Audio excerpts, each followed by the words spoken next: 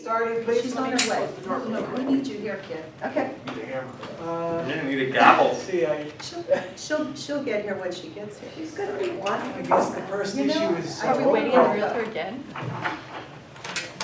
She was parked there then.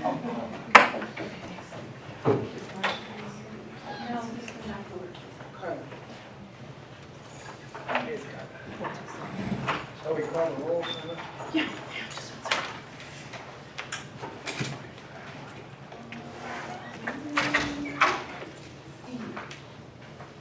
All right, roll call.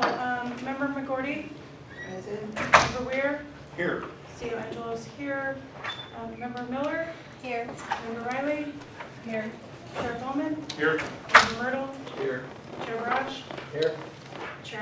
Vice Chair Ms. Donna, Yes. Member Liberty, Here. Member Diamond. Here. All right, we are here to discuss, oh, sorry. Oh, thank you very much. Anybody in the audience like to comment on items of interest? Yes, ma'am. My name is Josephine Silva. I've been interested in mental health issues for some time. I went to the property. Oh, this is for items not on the agenda, ma'am. Oh, Yes, sorry. okay. I didn't realize that. Yeah, All right. Will I have a chance to speak for items on the agenda? absolutely. All right, anybody else like to make any observations? So discussion possible action regarding proposed recommendation to the Mendocino County Board of Supervisors for the purchase of property at 8207 East Road, Redwood Valley, for the cost of $369,000, of which I understand a third of which will be paid by the Sheriff's Department for a substation in the Redwood Valley. And I'd like to open this to discussion. So it's public discussion now for us. Oh, now we get public discussion. Oh, no, afterward, right, yeah, I'm sorry. Watch you like a hawk. Well, I keep, all these There's things are just so going. many choices. We'll start with the committee. Anybody on the committee? Yes, sir. So, Chair, thank you, and thanks committee for being here on a non-scheduled meeting. This property has come up, and we're somewhat under the gun of other purchasers looking at it.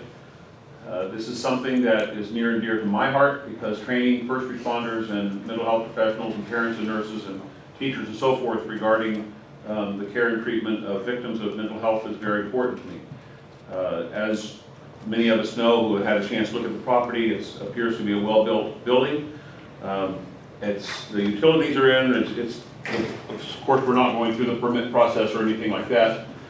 This would be, it's not a turnkey building, but my hope would be that we could have it taken care of by the first year and have training starting in 2020. It's a large building, 2,350 square feet. The ADA bathrooms are very important. It is not sprinkled. I don't know what the laws are regarding the occupancy. Ross and I were talking about that there. It's not a change of use. It's in a commercial, it's zone commercial, it's not zone residential. The property appears to be good for not only what we're looking at for, in my opinion, for the training facility, but you said a third, and actually 30% of the purchase price, if approved by this board, would be paid for by the sheriff's office. It's $110,000 and change. That would allow us to get most of our UTI deputies off of Low Gap Road and into the Redwood Valley area, which is important to me because when school's in session, Low Gap Road is a very congested area, and it's certainly a concern of mine when we have deputies that are in a hurry and the roads are full of pedestrians and vehicle traffic on school days. It's a concern. So this is almost a two-solution answer for a big problem we have for me, and I certainly would encourage anybody to discuss why this wouldn't work. But one of the things that I'm going to ask as we go down this road is at least 2 other members to work with me for ad hoc on making sure that the building would be audio-visually correct, connected. It certainly has all utilities and internet, but making sure it's going to be the training facility that we envision it to be. So thank you. Thanks to the members for being here on short notice, and thanks for going out and looking at the property. Well, first of all, I'd like to say that Kit informed me that for an older building, you don't need to have it sprinkled. I said I wasn't sure. Oh, okay, sorry. Okay. And I personally was very impressed with the building and with its suitability for the use that Sheriff Ullman proposes. And I was glad to be able to take a look at it before the meeting. Please, Jeff. Yeah, I saw the building. I thought it was suitable. One of the questions I asked and asked the sheriff to respond to here about what he envisions the use of training to be. Training, I think, is really critical for mental health generally and for the kind of response that the sheriff and other healthcare professionals and other people who deal with mental health. And question I had is what will go on in any kind of training facility, and I was trying to envision what would happen in there. And I think just one other thing maybe the sheriff can answer, as he did when we were at the site, what would happen in a training facility. But it seems that as we're looking at all the different mental health needs, all of them are going to take some time to get going. And to me, it makes it even more important that we get training going right away, because I think that could facilitate everything else that we do. So, Sheriff, could you maybe respond to what would happen in a training facility? So Sure. Okay, sure. Please. So when Measure AG first went on the ballot, and then Measure B, one of the supervisors said, why are you including this training facility in language? You know, we have many meeting rooms in this county, why can't you just use a meeting room? And training for this type of situation, for mental health, contact and so forth, is much more than classroom setting academic training.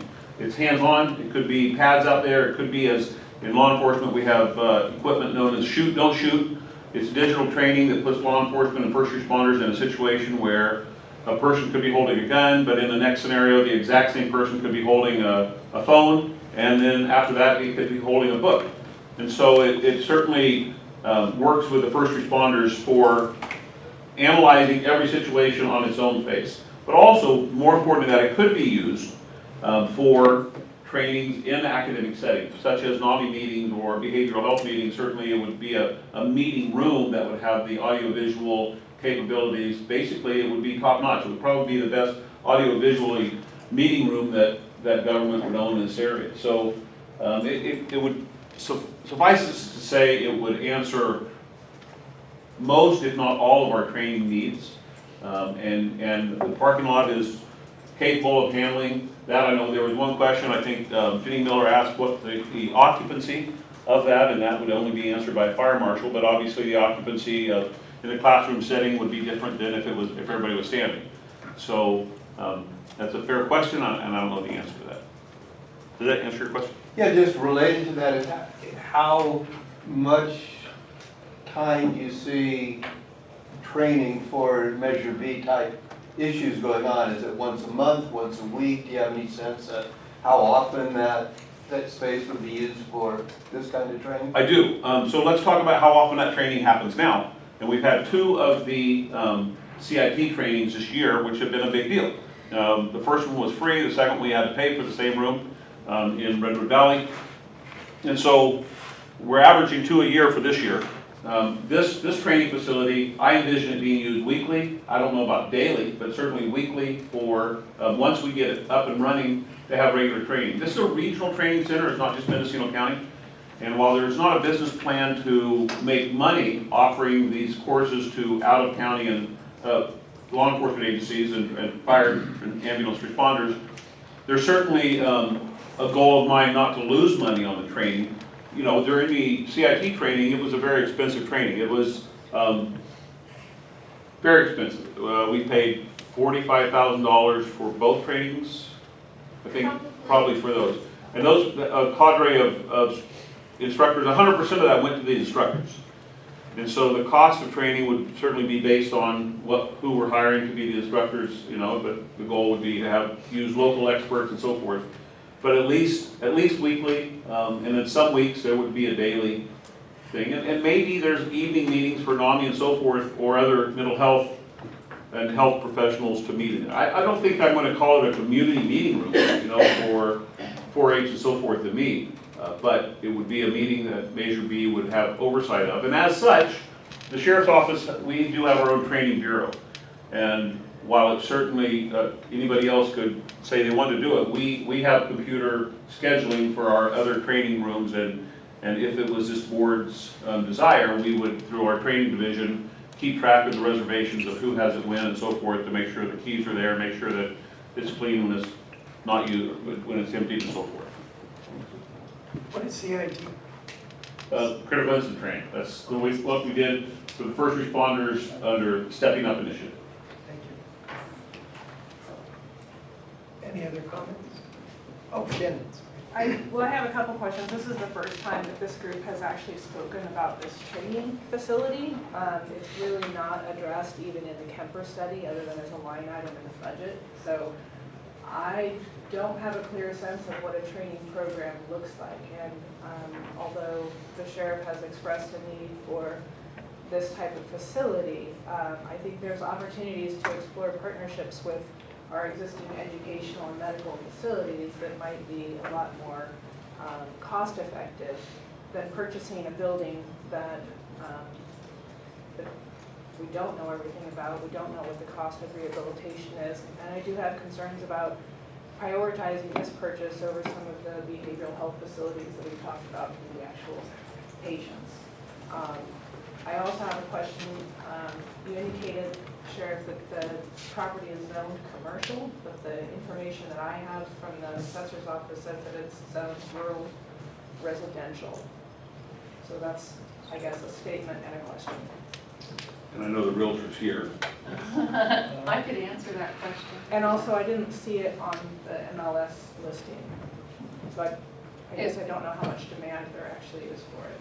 There's, I should answer that question too. Yeah. Please, would you answer the questions? Thank you. Thank you. Is that me up here? Thank you. I'm Lynn Mackner. I'm with Remax in Ukiah.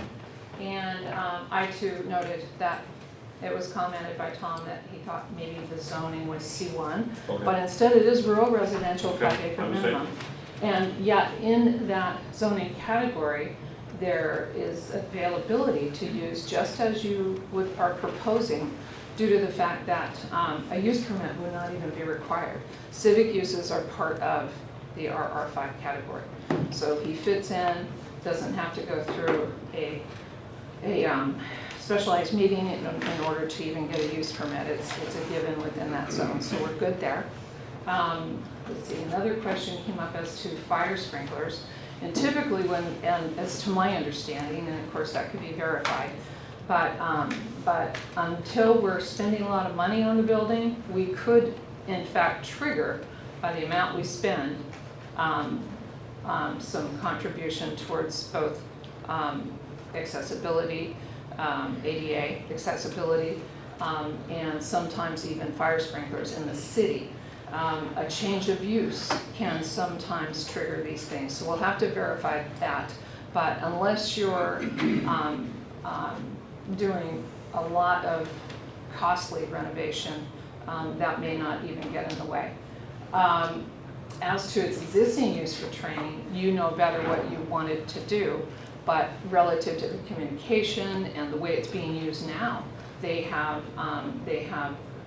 strong internet, allowing them to run internet-based TVs on either side of the room, and that's been the way in which they've been able to get a lot of the education they teach there done, as well as mics and sound setup that's again already there for you. Are there any other questions that I could answer? Listing? Excuse me? Is it in a listing? Oh, pardon me. So they had a thing with You know, a lot of the listings that we put out in our MLS system automatically generate and populate to other sites. And there was a reason in which, I think that as well, they sometimes give proposed sales value. They don't like that, so they had a restriction on this, that it would be in MLS for real estate agents to see. And unless we were, it's difficult to find then, other than LoopNet, which is commercial real estate based opportunity to see publicly the listings being offered. So if you were to look in LoopNet, you would have found it there. May I follow up on that? Thank you. Sorry. And then, excuse me, go ahead. There was a question also I just thought of that was asked as to its popularity. And I sadly had a technological problem today and discovered it just before we were to be there. And I felt bad on the way over. I was thinking, Kads, I almost stood in the way of your opportunity because there are at least 3 other offers pending your meeting before they're responded to, which I was able to accomplish for the county, as I knew that there was serious interest.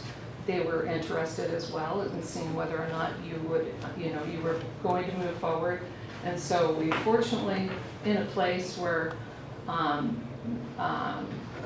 there is still time to get that accomplished. Thank you. May I follow Yes. up on that? So the zoning codes in the county seem to be in conflict with what you're describing.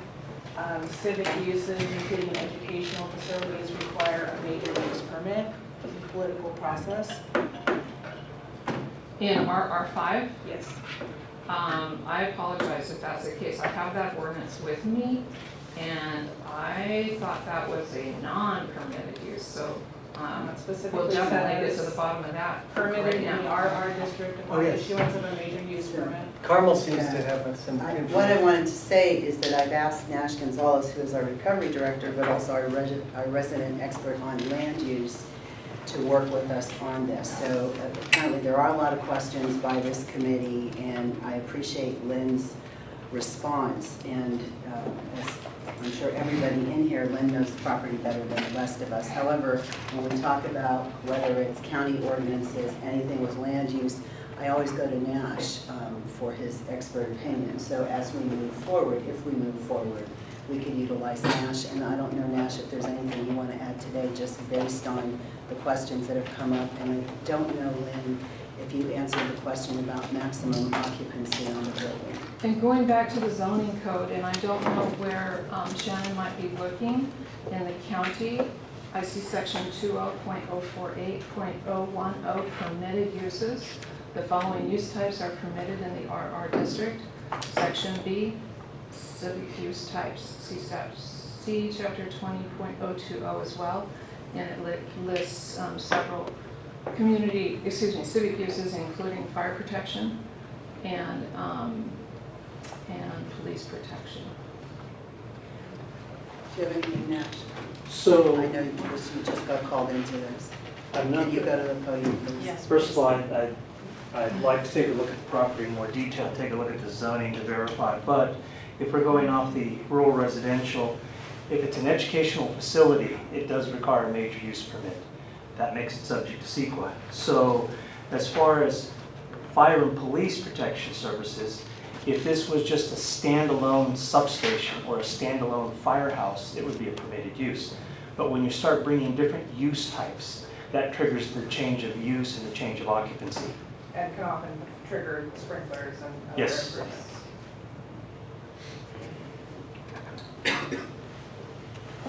Are you the listing agent? I am, Okay. yes. Jan?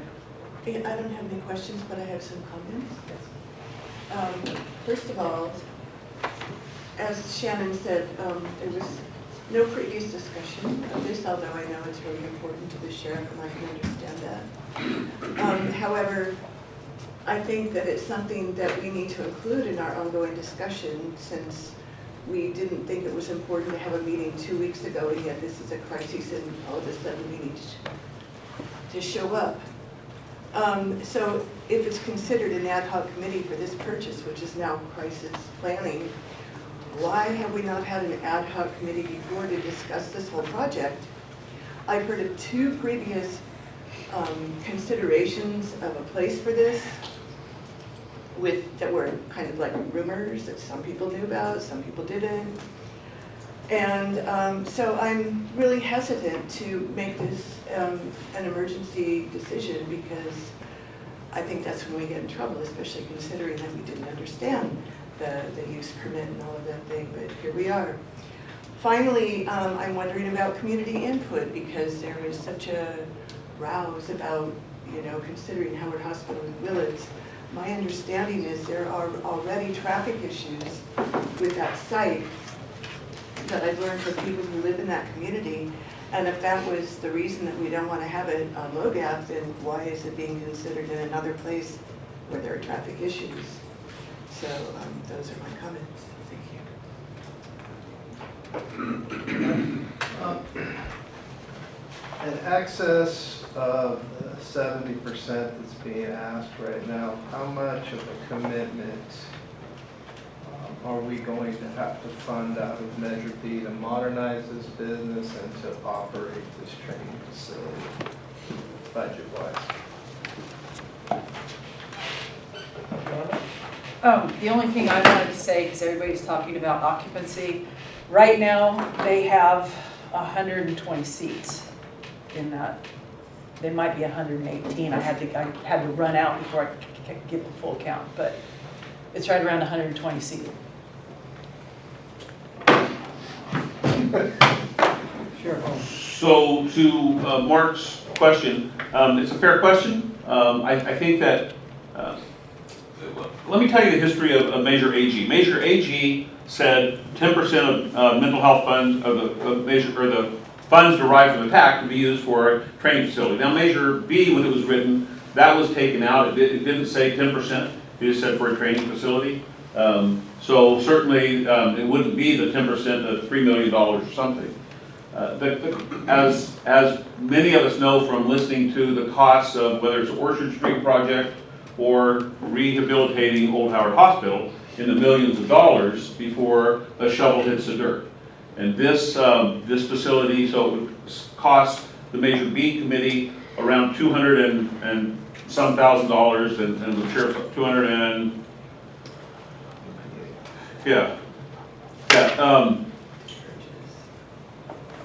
I don't know the answer other than to say it would be a lot less than starting a building anew with a permit process, putting in the infrastructure, and so forth. So let me just throw out a number. Let's say it was $100,000. $100,000 would be for it's going to have to replace the carpet because the theater seating is going to come out.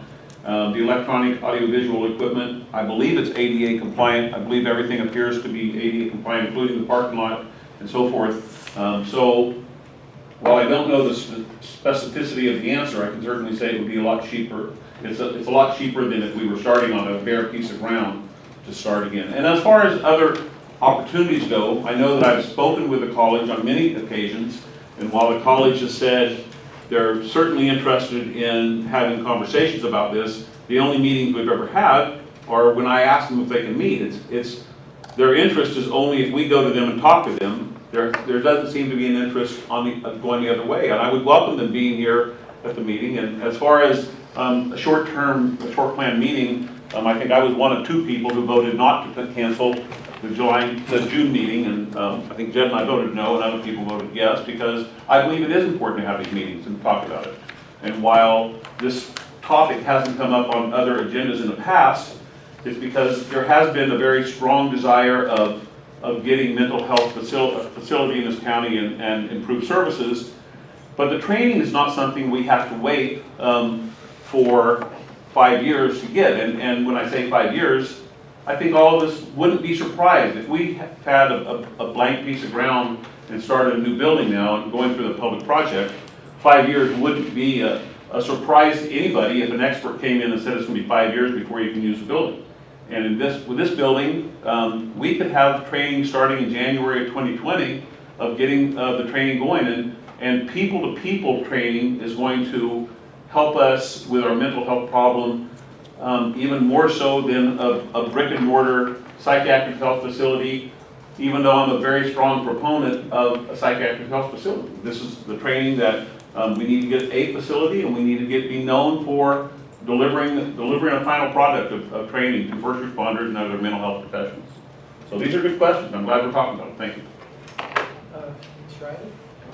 I agree wholeheartedly in the need for training, the prioritization of training, but I don't see anything in our current infrastructure or resources that prevents us from having that training now. Before we spend hundreds of thousands of dollars of taxpayer money, I'd rather see us make a more concerted effort to speak to our medical facilities, our educational facilities. I think $300,000 or whatever it ends up being is a really expensive room rental when we're talking about something that's going to be used once or twice a month for mental health specifically. I think we have lots of underutilized facilities in the county. I think it's an isolated location to be talking about for regional training. If you're talking about attracting people from out of the area to really maximize the use of this facility, there's no lodging facilities, there's very few restaurants, there's maybe a gas station in Redwood Valley. This is not an ideal location for a centrally located regional training facility.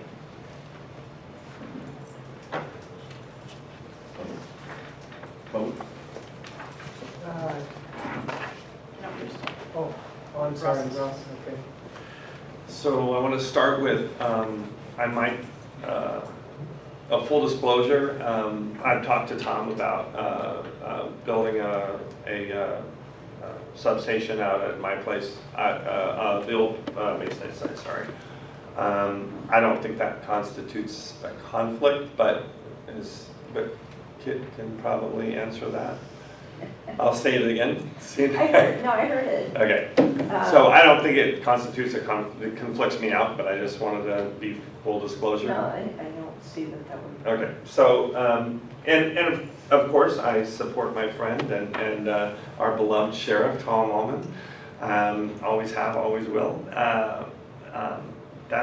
That being said, that doesn't mean I support every initiative that he brings forth or any project he wants to bring forth, but I would say, especially after looking at the building, it's going to be, yeah, that's a really good price. I mean, you think about, it's, what is it, 2,300 square feet? Plus a second. Plus the two-bedroom home, small two-bedroom home. You know, that's a screaming deal. If the county doesn't buy it, I probably will. But I would put, and so I'm actually, and I did talk to Tom about it, and I looked at I read the measure again, and it does talk about a training facility, but I tend to agree with Shannon's, like, we have a lot of facilities that we should be able to use, but maybe not. I don't pretend to know what those needs would be. I could support this, but I would have to have a couple of strong asterisks. Asterisks? How do you say that? Something like that. So the big one is get some kind of idea of what we're going to end up spending total on this. But then the other one is the percent. I think we as advocates for the value for the taxpayers. I think we need Measure B. We made recommendations on Measure B money, which is money towards mental health and the training relating to that. I think that the portion that Measure B should recommend to the board, obviously we don't write a personal check for this, but the portion we recommend to the board should relate directly to the beneficial use. So we should not have a building, as Shannon's pointing out, we should not build a building or own a building that only goes towards this, right? It should be leveraged and used for other agencies, other purposes. I would say, though, that Measure B money should be restricted to that which is beneficial use for the mental health training in Mendocino County.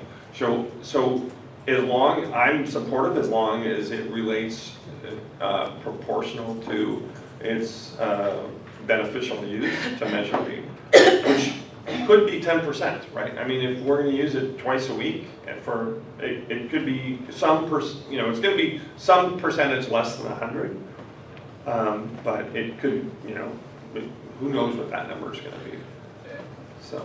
And if I could respond to that, I believe that it would be fair that once this training facility is up and running, it would be part of our monthly report of how the building's being used, of how many people are being trained with it and so forth. Because this committee, whether we like it or not, is going to last as long as the voters allow this tax to remain in place. And the training should never end, People bathe daily and people should be trained weekly, or if not daily. So I'm a very strong proponent of training, and I appreciate that, because I think that while this is not in the downtown section of Ukiah, I can't agree that it's in a remote area. I think Redwood Valley has access to both off Highway 20 and 101 fairly close with good parking, and so while there isn't a hotel right now, within the next 3 months, there's going to be, the next 6 months, there's going to be a very, very large hotel within a 1.5 air mile of where this is going to be at the Coyote Valley Casino. So I don't think anything is 100%, of yes, this is a perfect thing. If it was a perfect situation, we wouldn't be talking about mental health right now. We'd be at our jobs, doing our jobs. Mental health is impacting us in every way.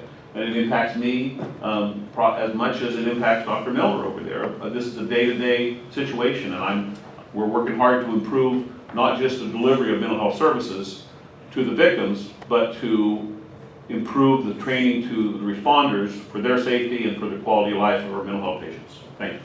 Who's next? So I wanted to say I was actually impressed with the building. I didn't know what to expect when I went out. We do a lot of training in behavioral health and bring in specialists all the time, and we're always struggling for space. And we have a lot of buildings, but I can tell you every time we talk about doing a big training, there's never a building to hold the capacity, which is why when we did the CIT trainings, we had to really search and find an option. A lot of times that option is Consolidated Tribal, wonderful facility. We do have to pay when we use their building every time we go out there, once again in Redwood Valley. So we're still in the same area. It would be wonderful, at least from the behavioral health side, to have a building we could use regularly and not have to worry about capacity and bringing our trainers in. We do bring a lot of trainers in, both just for mental health, cultural competency training for our providers, and a lot of other things. So it definitely looked large enough for what we would need on the behavioral health side to bring in the special trainers that we bring in. We can definitely hold CIT trainings there in the future, which would be wonderful too. Jan? Well, that answers one of my questions, because my question was, what training, as has been said before, are we talking about? And if it's only for law enforcement and first responders, we've had 2 of those in 6 months, and they were $45,000 each. So I don't see how we can afford that twice a month or twice a week to have that kind of a training. Again, I think that consultation is really an important thing in governing and making decisions. And there's been no consultation on this concept here. If we had an ad hoc committee to discuss this in the past, that would make this a little less painful. Also, yes, we have to pay to rent when we did the CIT training, but once we own a building, we have to pay for utilities all the time. It's not just a one-time thing. So just because something is purchased doesn't mean that's the end of expenses. And where is the budget for that? That hasn't been really clear, plus the traffic issue.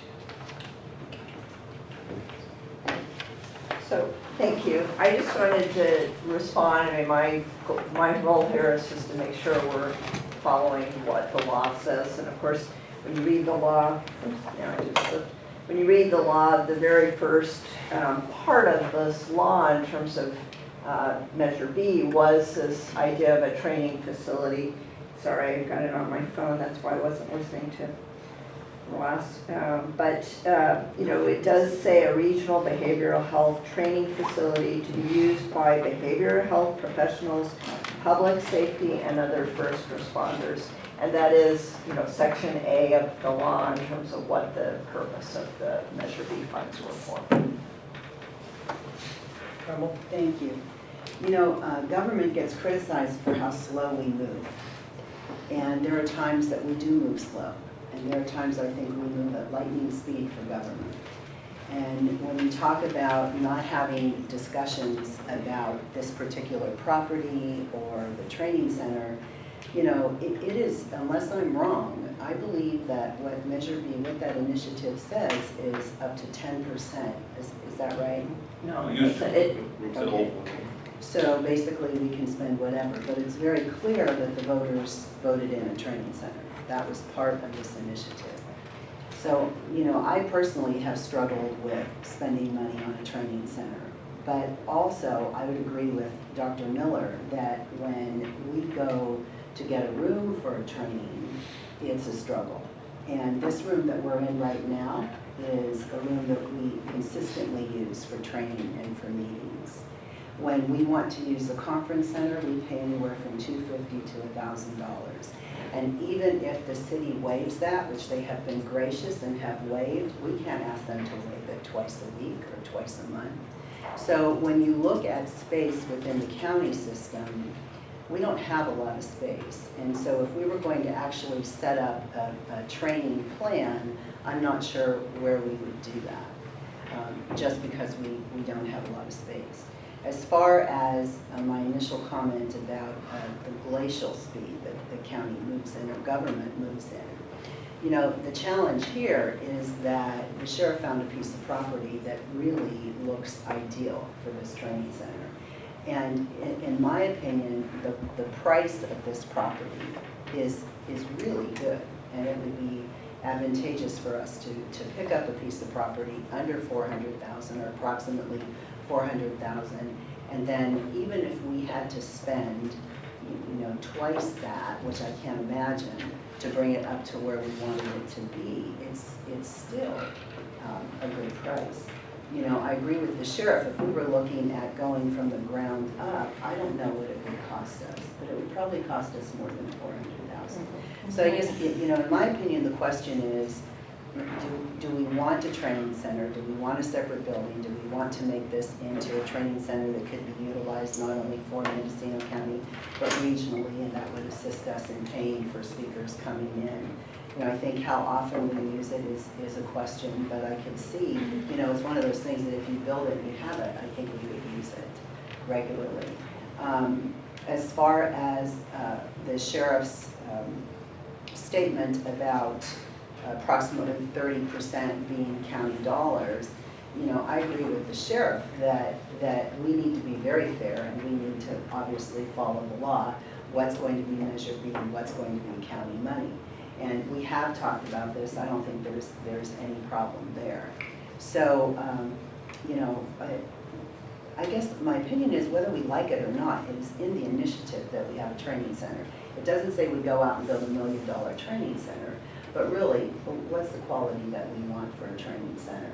And as far as not having multiple meetings on the training center, we spent the last 16 months talking about a PUP, crisis residential, crisis stabilization, the Kemper report, and everything else. And those were the priorities, not the training center.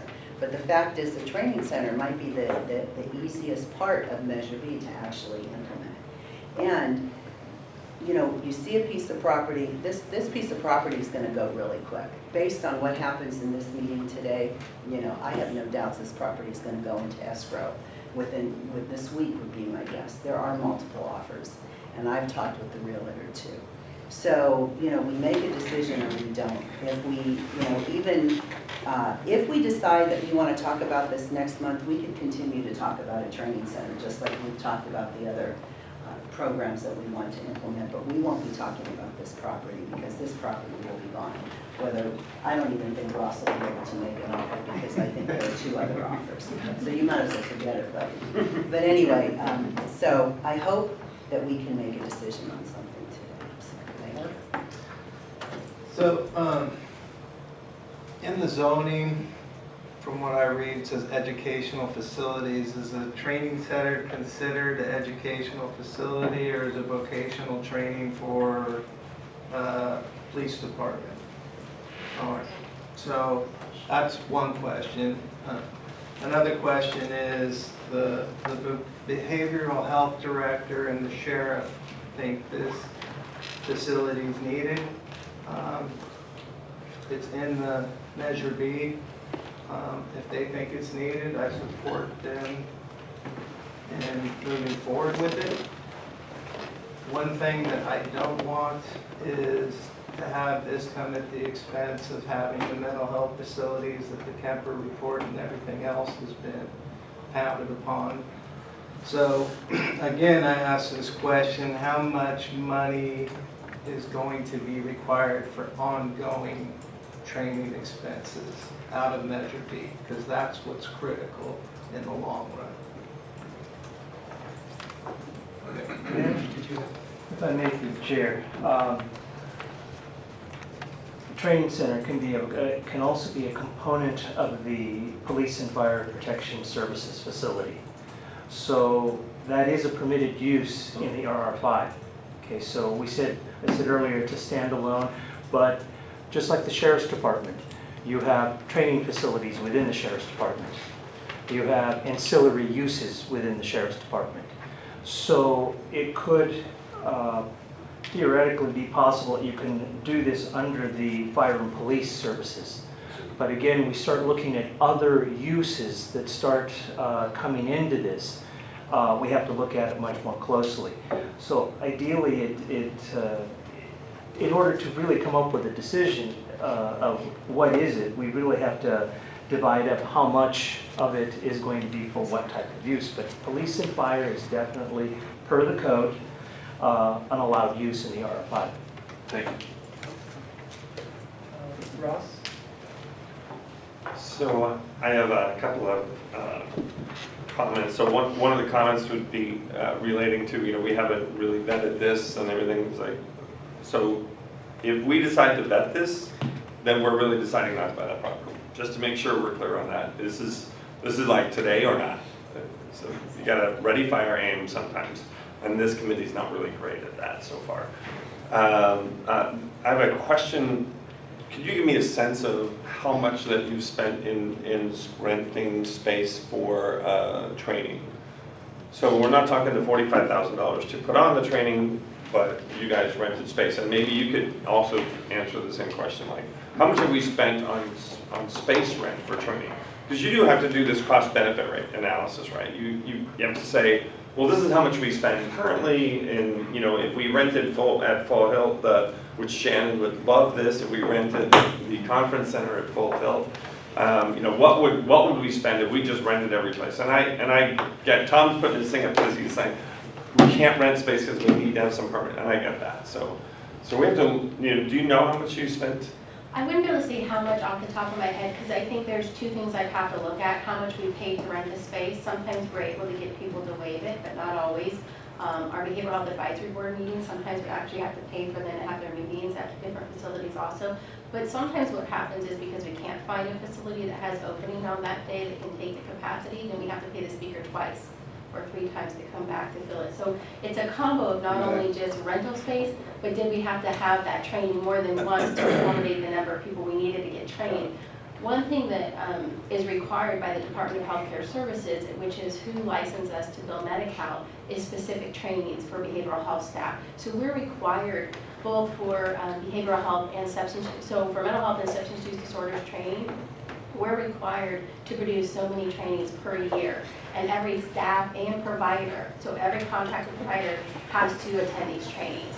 So if we can't get them all into one, sometimes we're having to do multiple trainings, so that can extend our costs. So then my other questions would be for Tom. So do you have a sense of what portion of the use would be for Mendocino County first responders and other professionals that deal with mental health?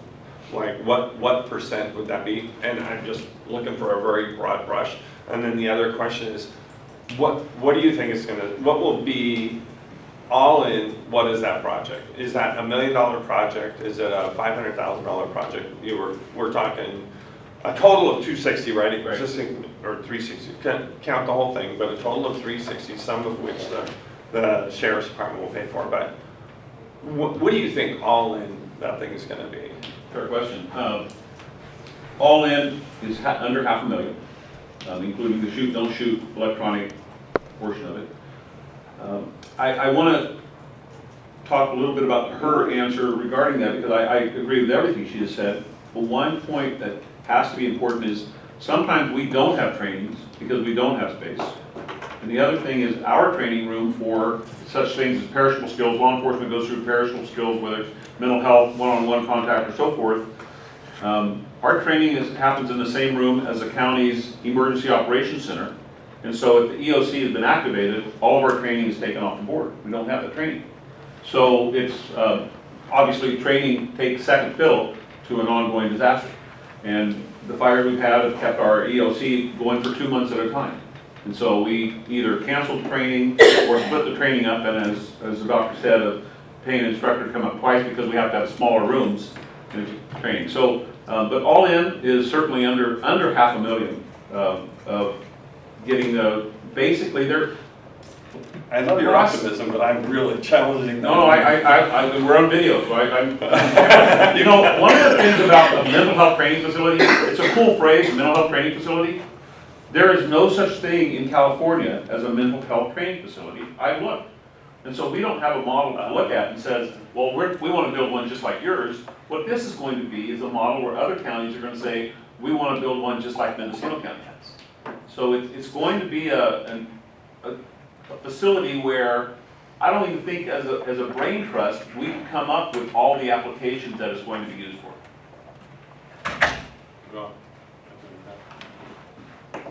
Jed? Yeah, I want to just follow up on something Carmel said. I visited the facility. I think we have a unique opportunity to get something that will really benefit everything that we do here. And I agree that if we don't act right away, this particular opportunity will be gone. So my question is, we are a board that recommends to the Board of Supervisors. So if we decided today to recommend the purchase of this facility, how long then would it take to get an answer from the board? And we've got a board member here. And would it still be available? You know, what are the chances it can get bought in between when we might recommend and when it would actually have a chance to get purchased? Okay, Carmel, would you like to answer? So we scheduled today's meeting to get a recommendation or not get a recommendation for Measure B.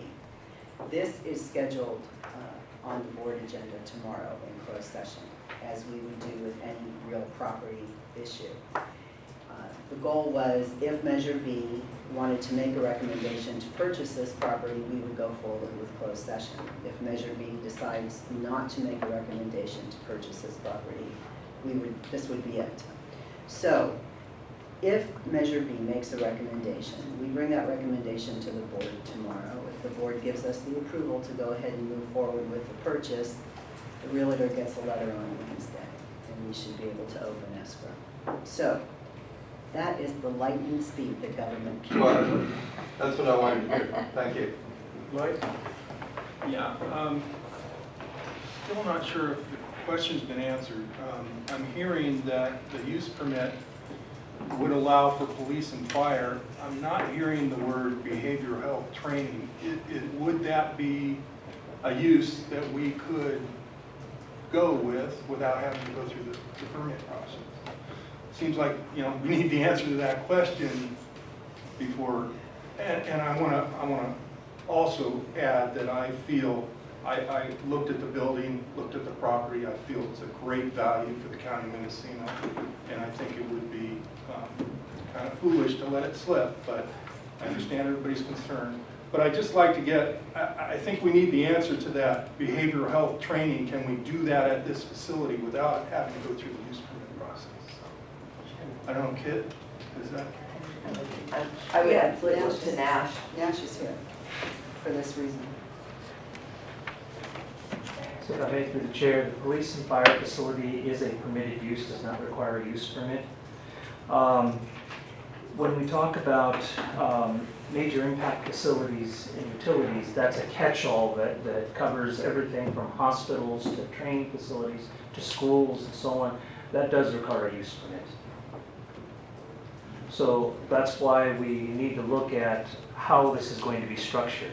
Again, as I pointed out, a typical police and fire facility, whether it's a small community or a large community, will have training centers within the building itself to train police personnel and so on.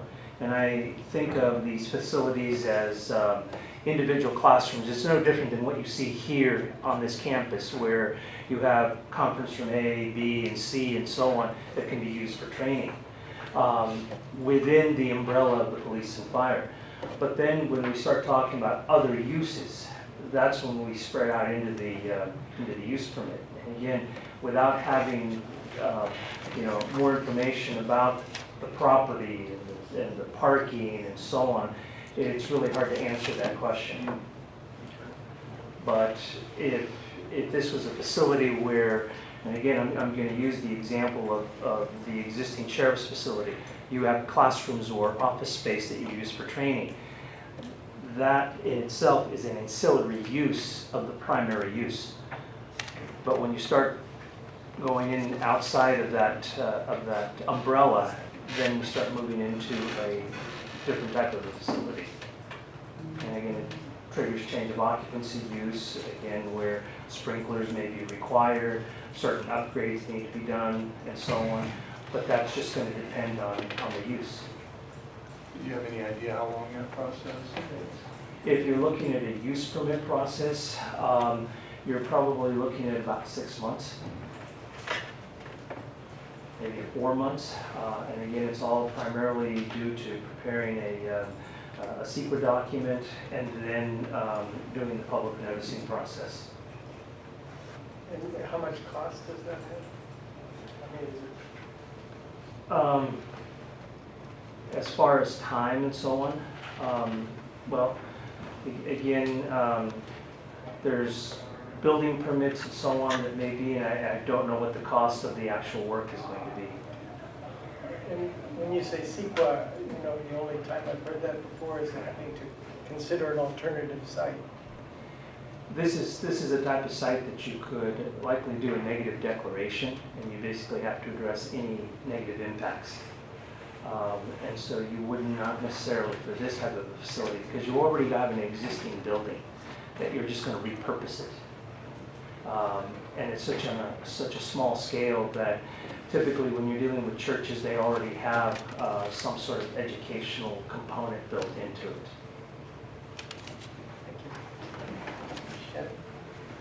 Yeah, and on that note, and I'm not a planner, but if we're talking about 70% of this facility being a training facility or educational facility, I think it would be hard to ignore that through the process. So if this committee decides to move forward with this purchase today, and I completely understand the desire to see some action here, but it should not be without it being contingent upon full entitlements of the use permit and clearing the CEQA, because otherwise we bought a lemon. And so I guess I've made my opinion clear on that one. I would like clarification on this don't shoot component of the facility. Is that an indoor shooting range? What is that? I'd like to know more about that. Do you have some clarification? I do, please. Within, again, the permitted uses within the rural residential 5-acre minimum zone, civic uses are permitted, and they refer to section 20.020.005 to clarify what are civic uses. And it says civic use types include the performance of utility, educational, recreational, cultural, medical, protective, governmental, and other uses which are strongly vested with public or social importance. They also include certain certain uses accessory to the above as specified in chapter 20.164, accessory use regulations. So that, I hope, provides further clarification. Thank you. Mark? What's the difference between a minor use permit and a major use permit? Because according to this, administrative services and government would be subject to a minor use permit. As well, it says a religious assembly, which that building is religious assembly now. So if I may, through the chair, the difference between the two use permit types is one goes to the zoning administrator, that is the minor use permit, and the major use permit goes to the planning commission. So basically, it's there are two hearing bodies, except that the zoning administrator is one person, and that is typically the planning director who acts as the zoning administrator or his designee. And the major use permits have to go to the planning commission. To continue with that, would the CEQA requirement be needed on a minor use permit? Yes. To answer your question regarding indoor shooting range, I think that's a far cry from what a shoot don't shoot is. It's an interactive digital component of training where a person talks to something that's on a screen, and the screen actually talks back. And like I said, it could be the exact same person with a gun, and 5 minutes later, the exact same person would have a spoon. So there's no noise involved. It's not going to be any kind of shooting range where projectiles are fired. It's laser, digital, quiet training. What, oh, sorry. Please?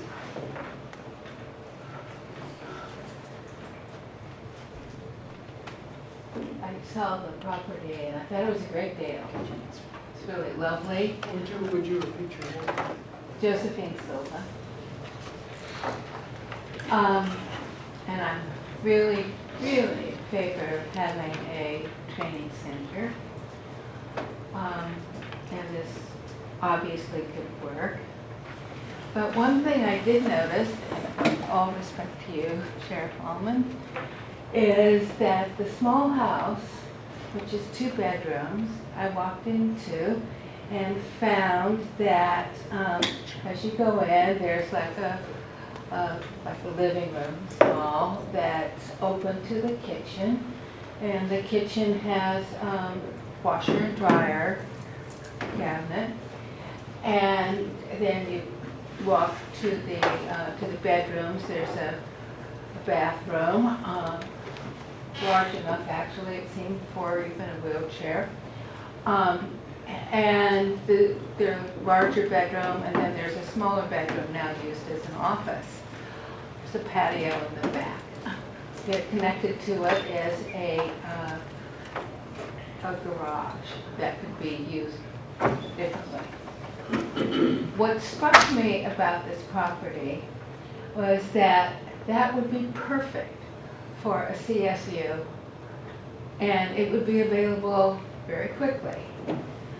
And that the sheriff may want to modify the large 2,300-foot building so that with the movable walls, so that a whole section could be used for the deputies, and also the rest of it as a training center. I'm suggesting this because suddenly it just looked totally different. The other part of it is I think the best trainers would be those who have experienced the need for crisis response people. And I really feel that a training center should be near one of the mental health facilities. And so I suddenly looked at this property differently. The other aspect of it that, for me was kind of a negative is that I thought it should be near one of the colleges so that the training center could offer a whole month-long training for people who are interested in this kind of work. I hope that you really consider the small house as a CSU. I know that that's going to open up some other conversation here, but it's a great price. Thank you. Jed, did you? No. Oh, I'm sorry, Kit. So just a comment for the public. The only person that looked at that other building was the speaker, and that is because this Measure B commission was there to view the training facility. So none of this commission went into that other room. So just a note. Thank you. Yes, please. Good morning, Jill Schrader with Redwood Quality Management Company. I don't know anything about this property, nor do I have an opinion. I just wanted to remind us that when we put the initiative on the ballot and worked very closely with the sheriff, and Dr. Barish, you'll remember our conversations were that the training facility would be the place where law enforcement, fire, ambulance, those who work inside the CSU, CRT, hospitals, and the like mental health practitioners would actually gather and work together on behalf of changing the way in which we work with the mentally ill in our communities. So I think from a use perspective, it could be used every day. I mean, there's so many interagency kinds of issues that come up right now every single day around our mental health clients and their interaction with law enforcement, but also their interaction with the hospitals, with the clinics, with the jails, with those of us in the community. So in terms of the use, I would also say that again, you haven't seen the house at all, but I know that a CSU is a completely different animal. That would need to be built. A CRT is a house where you can take people and put them in what is, really a house with ADA. But a CSU has so many regulations that it would probably have to be built from the ground up. So that is it. Thank you for your. Any other comments? Yes, Lou. My question is about the substation. Do you see that as a long-term solution? And I understand you've been looking around for other locations. Is that something you may continue to do, or the substation going to be a permanent decision? If everything can work out, with the community and with everything, it would be a permanent substation right without. So you wouldn't be looking for Right, others? correct. Yes, sir. If there's no other comments, I'd like to make a motion, but I'll clear out the comments.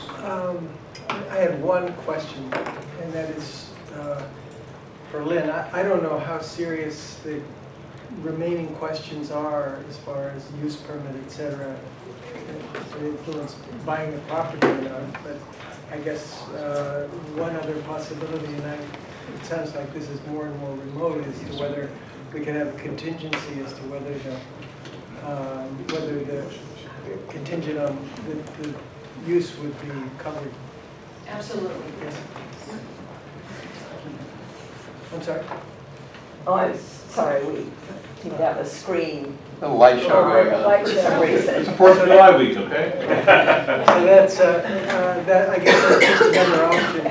Lynn suggested we could be contingent on whether or not this is actually zoned for what we want to use it for. Carmel, go ahead.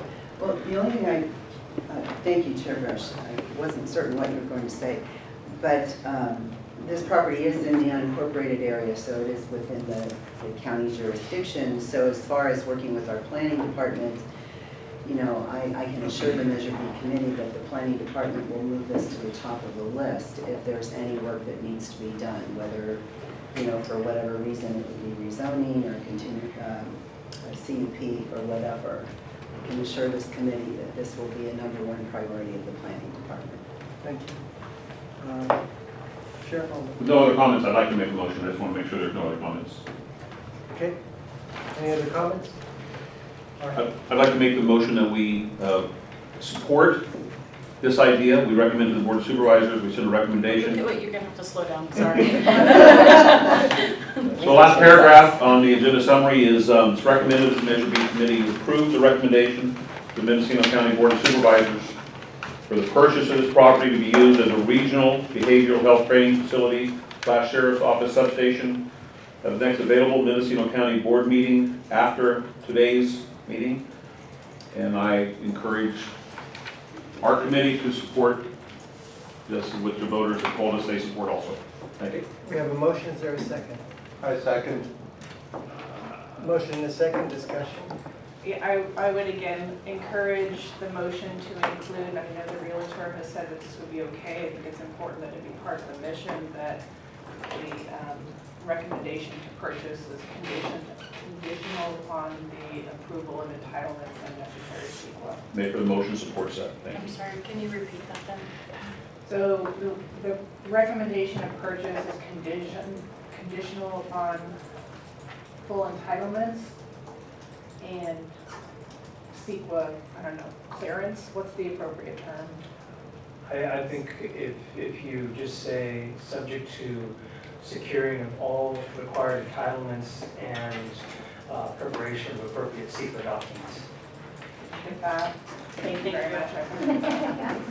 Chair, before we would accept that, before the maker of the motion would accept that revision into the motion, could we just ask the realtor who has 2 other offers pending on this property if she sees if that would be a problem at all for the seller or not? I already asked. Okay, and she said okay? Yes. Well, rather I missed expanded, rather expanded, you asked whether or not, as to the zoning, whether or not, excuse me, as I understood it, whether or not the existing zoning would allow this as a permitted use, which I read the portion, and the planning department, of course, would have authority to review these things too, more so. And so there's permitted uses, and then there's the minor use permit or the major use permit, and that's one aspect of what we were discussing. As to CEQA, what would the timeline be in order to? I don't know. Yes. I What don't is know. involved, excuse me, now, just to CEQA? It's a review of the project, and again, it could be 30 days or it could be 6 months. I don't know without any details. I can't give you a firm answer. Are we talking about an environmental impact report? Nope. You're No. talking about a negative declaration, but still you need to look at different aspects of it. Right. So one further question on this is, would this negate the use, the proposed use, depending on how this came out? Would it make a difference in terms of the purchase, significant difference? It's difficult to answer that because the project itself has to be defined and then looked at. And then be able to define what is the use. In other words, how much of it is going to be used for training, how much of it is going to be used for law enforcement, how much of it is going to be used for behavioral, and then that's going to define the scope of the project. Because you then have to look at, is there adequate parking for all of the uses? And then can some of these uses be shared? So an analysis has to be done first. See who's next? The only thing I would like to ask the maker of the motion is to put in that 70% is Measure B, 30% is. My bad on that one, yes, and so clearly, what I would like to add to the motion, Chair, is funding would be 70%, which is $258,300 for Measure B funds, with 30%, $110,700 from the Sheriff's Office. Thank you. Would the seconder approve? And then Mark? I'd like to ask of the sheriff making the motion, that this training center is for the uses allowed under the RR5, which is fire and police. If we do that, then we don't have any of this other stuff. And the answer to that would be yes. I don't know if we need to put that in a motion. I think it's critical. Then what I would recommend is, what I'll add to the motion is, we've heard we've heard from Nash and we've heard from the realtor regarding the definition of the R5 allowabilities. if that's a word. And certainly nothing would happen at that building which would be outside the boundaries that the law allows. Does that answer your question? We've heard two different definitions. More, and actually from the realtor, from Lynn, we heard regarding a little bit more of a concise part of it. So maybe she could read that again. Yeah, and the other, as to the use now, it is an educational facility. It's got adequate parking for that containment of 120 or more in occupancy that you commented regarding. In fact, it's been known that it was commonly used that way as to the numbers of people. But back to the civic use that you asked regarding, the permitted uses within the R5 zone include civic use types, which was referred to in a separate category of the ordinance code. And should this be in the motion, or is this just, I'm asking Kit here. So one of the things that I would like to comment on is, again, reminding this committee that what they are is they recommend something to the board. To dial down so specifically on what you recommend to the board, I think is inappropriate, and the board can do, sort of take it from there anyway. I think if you give them the general intent, which is the motion that Sheriff Ullman has made, and they, of course, can hear your comments. It will be presented to the board. But then let them look at all of those issues. They're going to make sure in terms of the economics, they're going to make sure in terms of the use. Those are all questions they're going to be asking and following up, and they will be wanting to follow the intent of the Measure B Commission. And again, you're an oversight committee, so it is your job, if you feel that they are not following the intent of this committee, to, you know, voice your concerns, your complaints to them, so that they do follow your recommendation. But that's all, you know, again, to narrow it so specifically, I think is problematic, just because this is an advisory board. Right, and indeed, when you asked would there be contingencies, we would grant a contingency for you to take the time as a board, when it gets to the board, to review some things, you know, whether it's the roof or any number of things, including zoning and use. And so we'll have additional time in order to isolate that. It wouldn't be a long term, but again, those details would be followed up with through the next part of this, which would be the actual negotiation. And given the building, we could probably buy and sell it. Exactly. I had actually recommended a much higher value, and the owner was looking for a quick sale because they have needs outside of this country. They are building additional facilities, so their goal was to move quicker than what I even recommended. Excuse me. Chair Grosh, I would like the maker of the motion to consider what our chief counsel said. I think that we could make this motion so detailed that the recommendation to the board helps to kill the deal, rather than actually get this forward. Let's have the motion read, if that's okay. I would love to read the motion.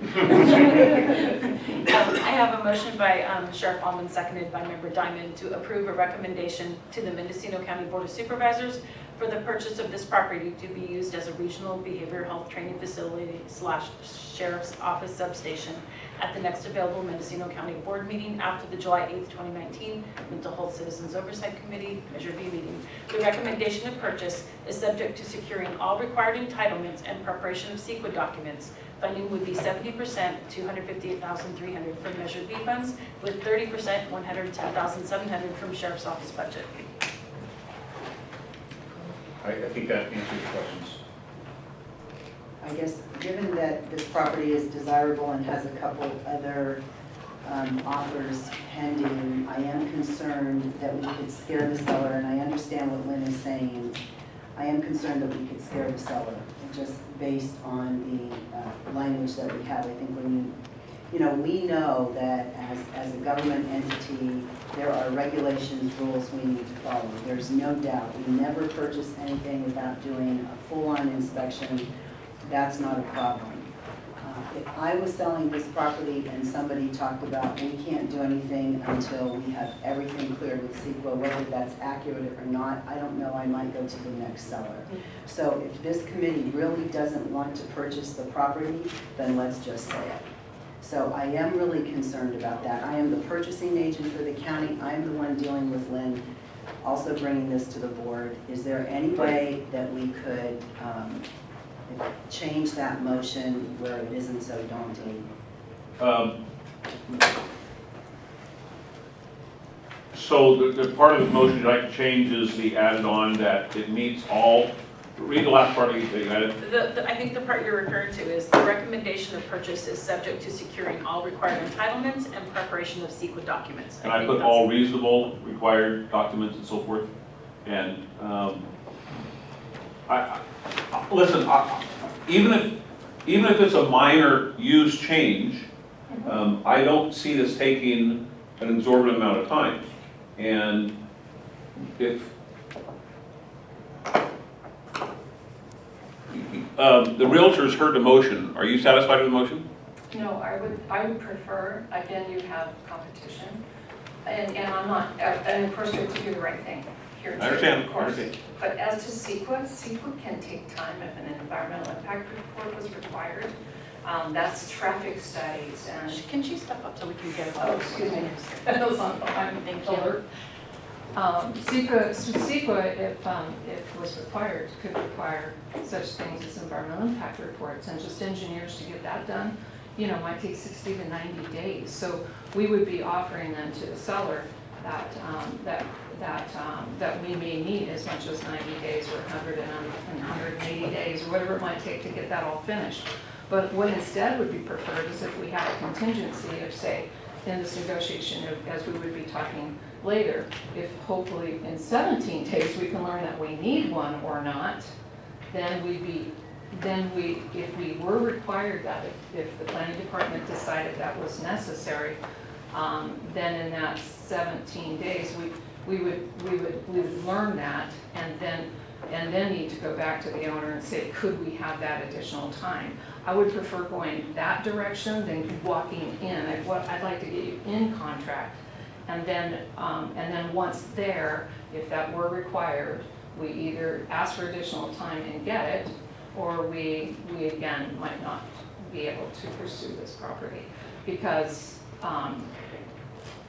that's a lot of time and that's a lot of requirement and additional cost. And I understand that. So to our council, you've heard the seller's point of view.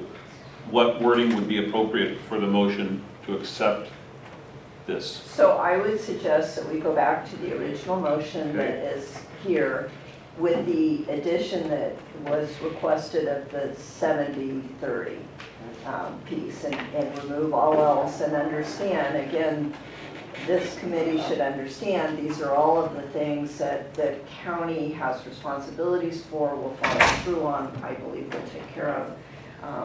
But I think that gives enough flexibility for the board to consider this action. Okay, so as a maker of the motion, I'm going to ask that Donna Muschetti's addition regarding the financial split, although the other addition be removed from my original motion. So what we'll be removing is then the recommendation of purchase is subject to securing required entitlements and preparation of CEQA, is that correct? That can be removed. Correct, okay. Chair Barry, I'd like to make one more comment. We were in escrow for at least a year. 2 years. 2 years on a piece of property. And we canceled the escrow a week before we were going to actually take ownership of the property. And that happened because the county was not satisfied with the environmental studies on that property, even though everybody else was. So I assure this committee, as the purchasing agent for the county and the person who will take the direction from the Board of Supervisors as to what to do with this property, that nothing will be done that will not be a conservative approach to purchasing this property and spending Measure B money. And I thank Lynn McNamara for being here today. Jen? Yeah, I just had a couple questions. One was, is it necessary to to go through the secret requirements prior to purchase? I mean, can't that be done after it's? No. Yeah. And the other one is, how big is the property? I see the square footage of the buildings, but not how big the actual. Approximately 1 acre? Correct. Okay. It's 1 acre, thank you. Approximately. Almost. So there would be room for expanding the parking lot if needed. Any other comments? Yes, sir. Mr. Ripper. My last one, I promise. So I still am hopeful I can get in my asterisks about, an estimated price. I'm down here. Yes. And then estimated price, and then also beneficial use, future costs to be, because, whatever we were going to do to expand it, reflective of beneficial use. For the purchase, but then future costs. So, to the clerk, can I ask that this item be on the agenda of the meeting that we're meeting in 2.5 weeks on? The purchase of this property? Just this property in general, the discussion, not the Discussion, correct, yes, discussion, absolutely. yeah. Do you have something else, Jim? Oh, I'm sorry. I have one more. Yes, sir. Just clarification, I'm eyeballing it here, but it looks like the 70-30 split is based on square footage. Is that how you came up with that? Square footage, yes. Okay, just wanted to clarify. Any other comments? Did we have the second agreed amendment? Second Yes, grade. yes, Okay. yeah. Happy. So we have a motion, motion and a second. We should do a roll call vote. I'm sorry, We should do a roll call vote, I would recommend. roll call. Yes. What that is. That we would hold Yeah, it. instead of You raising don't- our. Go right around the room. That we commit to a yes or no. All right. All right, so when I call your name, just please, yes or no. Member Diamond? Yes. Sheriff Wellman? Yes? Member Riley? No. Member Myrtle? Yes. Member Muschetti? Yes. Chair Brash? Yes. Member Weir? Yes. Member Liberty? Yes. Member Angela? Yes. Member McGordy? I'd like to abstain. And Member Miller? Yes. All right, motion carries with Member McGordy abstaining and Member Riley voting no. Dissenting. Thank you. Chair Barish, and as a follow-up, this will be going to the Board of Supervisors meeting tomorrow. The sheriff will be there in closed session on the 7th. Thank you very much. And then I would just like to say, if you have other items for the agenda for our regular meeting this month, please send them to me. This will be obviously one item on the agenda. If there's any others, please send them to me as soon as possible. So I wanted to make sure that you guys got them. I sent them to both of you. I have one, yes. Okay. Meeting adjourned. Meeting adjourned. Thank you very much.